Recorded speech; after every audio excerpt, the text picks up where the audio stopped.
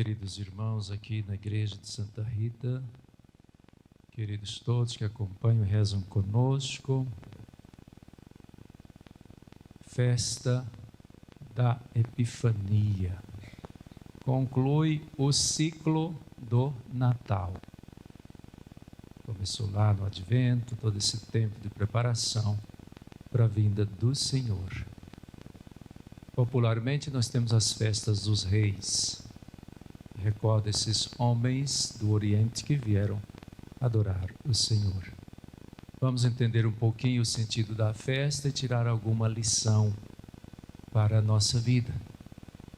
Compreender essa liturgia tão tradicional, tão importante, e ver como nós nos integramos nessa cena da Epifania, da presença desses homens diante de Jesus. Partindo dos textos bíblicos, essa Epifania, manifestação primeira de Jesus para o grande público, porque depois nós temos outras duas teofanias muito importantes nessa sequência, que são 3. Esta agora, depois nós teremos no batismo, em que o Filho de Deus também será publicado, este é o meu Filho amado, e mais tarde, bodas de Caná, quando Jesus faz o primeiro milagre. Então, esse momento de manifestação, biblicamente nós temos a exortação do profeta Isaías, capítulo 60, do 1 ao 6, para que o povo de Jerusalém, a capital, e todo o povo da primeira aliança, acorde, porque o rei está aí, está chegando, o Messias está chegando. Uma grande luz plantada aí, está chegando. Então, um despertar que o profeta faz para que o povo que esperava o Messias, as profecias eram para eles, conheciam as Escrituras, havia uma promessa da vinda do Salvador para o povo judeu. E eles, de certo modo, esperavam, mas justo agora que está chegando, eles estão meio dispersos, meio perdidos, não estão interpretando bem os sinais, estão descuidados. Veio para os seus e os seus não o receberam, diz São João no primeiro capítulo. Então, esta leitura primeira está mostrando essa importância de que o povo fique alerta sempre e aprenda a interpretar a presença de Deus através dos sinais. Os judeus não souberam fazer isso naquele momento, estavam distraídos. A segunda leitura mostra a abertura que Deus faz para os estrangeiros, isto é, para os pagãos, os povos que não eram da primeira aliança. O apóstolo descreve aos Efésios dizendo: se vocês soubessem do grande segredo que foi revelado. Que segredo é esse? Então ele diz que agora o Filho de Deus não veio só para os judeus, não. Tem uma reviravolta, uma grande revolução. É esse o grande segredo, uma revolução, que o Messias não é só para os judeus. A salvação é ampliada, o tesouro de Deus é para todos. Ele manifestou isso aos pagãos. Essa é a segunda leitura. Então, o sentido da festa de hoje, dos reis, ou da Epifania do Senhor, significa manifestação do Senhor ao grande público, ao público externo, vamos dizer assim, de fora da terra prometida. É para provar que Deus ama a todos e quer salvar a todos os que responderem ao seu chamado, que aceitarem o seu dom. Meus irmãos, é maravilhoso pensar nisso, que Jesus mais tarde lá na cruz, ou um pouquinho antes, na quinta-feira, ao celebrar ele vai dizer: meu corpo e meu sangue dado por vós e por todos, por vós que estão aqui, os judeus, apóstolos, e por todos. Aquilo que Jesus vai revelar mais tarde, na quinta-feira, celebrando a primeira missa, já está revelado nesta vinda destes magos do Oriente, povos pagãos, povos estrangeiros, povos a quem não estava dada a promessa. A eles também o Senhor vai se manifestar. A Epifania do Senhor é isso. A festa de hoje é a manifestação de Jesus que vem para todos. Quem são esses homens? Diz lá, os magos do Oriente. Não sabemos exatamente quantos. Os nomes não aparecem no texto bíblico, nem de onde vem. Mas a tradição, os primeiros séculos, recuperou isso.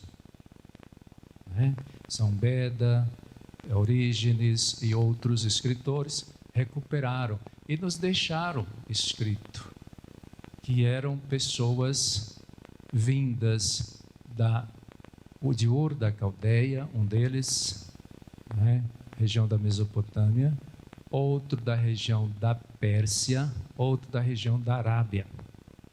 Quantos? Tradicionalmente se fala de 3, mas podem ser mais. Eles ofereceram 3 coisas, então simbolicamente 3, mas poderiam ser mais. E eles vêm para adorar. Eles vêm despertados, talvez por sonhos, talvez por interpretação dos sinais, dos astros, astronomia. Uma coisa é certa, eles foram sensíveis a algum sinal de Deus. O texto bíblico fala de uma estrela que os guiou. Mas na alma, no coração deles, algo mais profundo deve ter acontecido. Porque para sair de longe, levar ótimos presentes, porque são todos valiosos, ouro, incenso e mirra, para ir tão longe, viajar tanto tempo, eles devem ter tido alguma revelação interior, alguma luz. Representada por esta estrela, eles estão iluminados e eles vão dar o melhor de si. Então aí representando esses estrangeiros todos que agora também vai se abrindo para eles o caminho de salvação. Eles são sensíveis. Então aqui nós já temos alguma lição. Nós precisamos ter sensibilidade com os sinais de Deus, Eles chegam ali e apresentam os seus presentes. Passando por Herodes, a estrela, olha que curioso. A estrela não os leva diretamente a Belém. Será por quê? Primeiro passa por Jerusalém, a capital. Porque estava prometido sobre Sião a vinda do Senhor. Estava prometido também que homens, mulheres, sobretudo reis de Sabá, de outros lugares, haveriam de vir de longe para adorar. Cumprimento da profecia do Salmo cantado hoje, 72, As nações de toda a terra, todos os reis virão adorar-te. Eles passam primeiro por Jerusalém, respeitando que ali tem um governante, tem um rei. Deus conduz primeiro ali. A estrela chega à capital. E o rei é informado, eles chegam e dizem: onde está o rei dos judeus que acaba de nascer? Isso perturbou Herodes. E a cidade, mas que é isso? Nós estamos esperando, mas não é para agora, como é que é isso? E o rei então pede mais informações aos sacerdotes, aos mestres da lei, e eles têm as informações, é lá em Belém. Veja, esse povo conhecia o lugar, era para eles, mas eles não se moveram, não se converteram, não se deixaram tocar, não foram sensíveis, perderam a graça, perderam essa oportunidade. Então a estrela os leva até Belém, já que eles não querem aquela luz, até Belém a estrela conduz aqueles homens, segundo a tradição, Gaspar, Belchior e Baltazar. E eles chegam ali e a primeira coisa que fazem é se prostrar. se ajoelham. E diz o texto que eles adoram, eles fazem reverência àquele menino. É um gesto belíssimo que todos devemos fazer professando a fé. Em seguida, eles abrem os seus cofres e vão dando presentes para Jesus. O que é que eles dão? Ouro, incenso e mirra.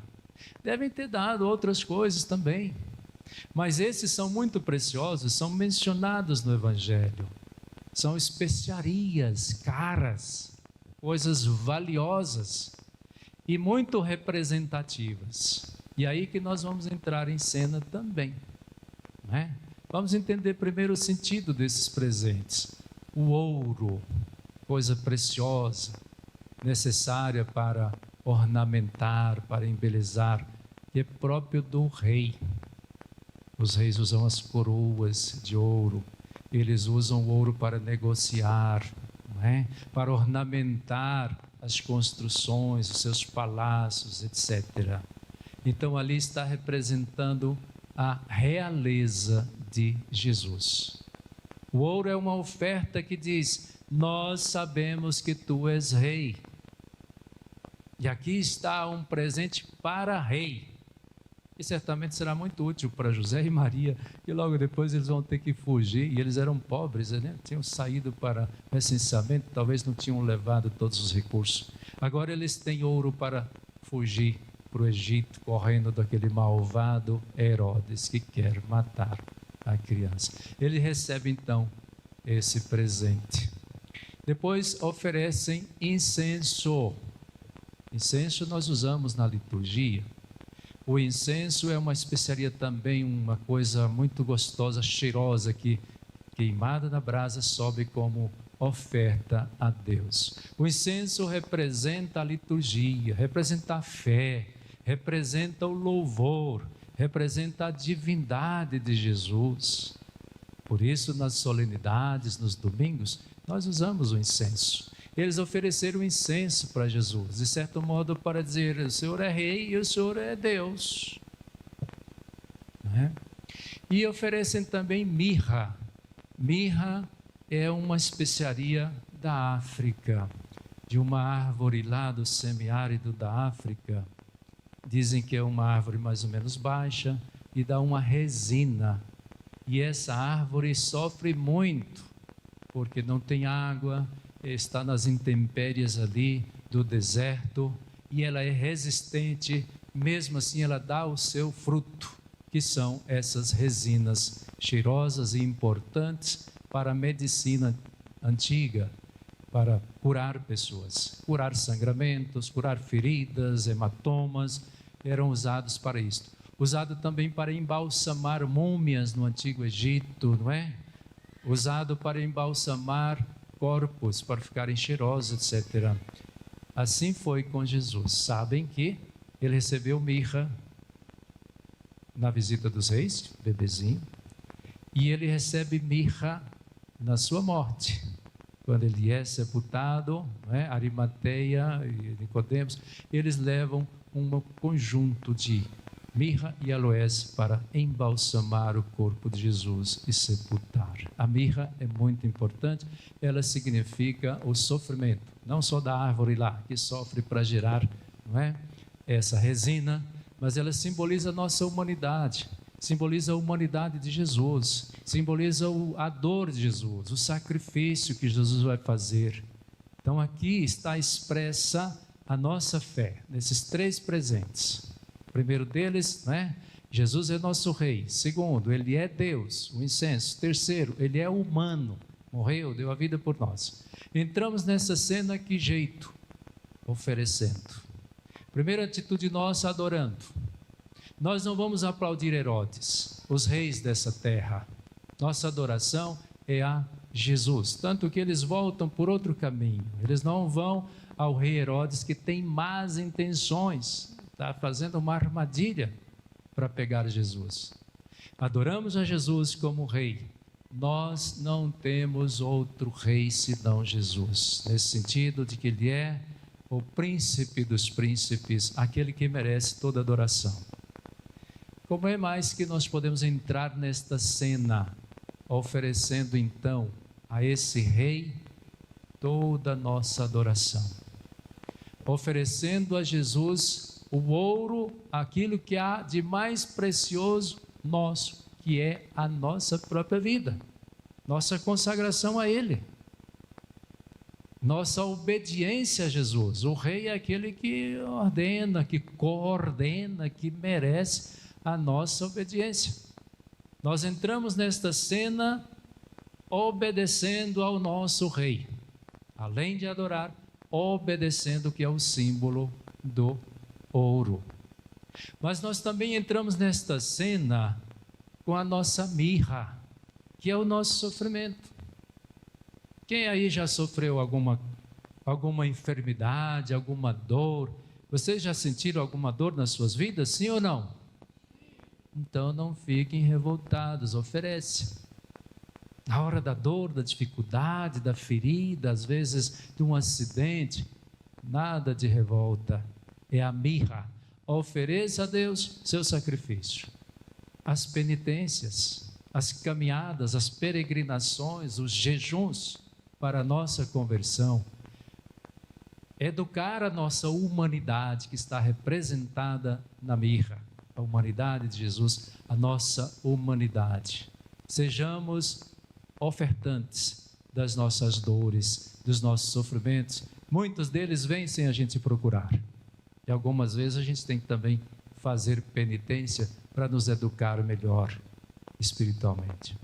Entramos nesta cena também com o outro presente: ouro, incenso e mirra. O incenso é a oração. Então veja, o ouro, a obediência, a mirra, o sofrimento, os sacrifícios, o incenso, a oração. Vamos adorar, vamos orar, vamos consagrar a Deus, oferecer a Ele o melhor de nós, os nossos incensos, através das nossas preces, em casa, na igreja. É assim que nós somos os grandes companheiros desses três reis, tão tradicionalmente celebrados, tão queridos, né? Tão queridos que foi inclusive recuperada, né?